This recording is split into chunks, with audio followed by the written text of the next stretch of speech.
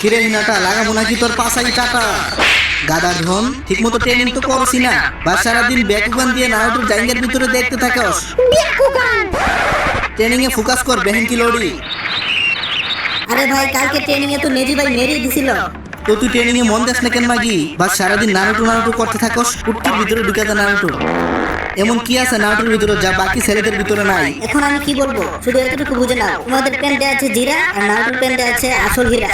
বেহেন কি লড়ি, তোর কি শরম করে না? বেকুগান দিয়ে ছেলেদের জাঙ্গের ভিতরে জিনিস দেখিস। তুই চুপচাপ বস হারামদাদা। তুই আকামার সাথে জুবলির পেছনে কি কি নোংরা কাজ করস আমি সব জানি। আমি কিছু বলেছি?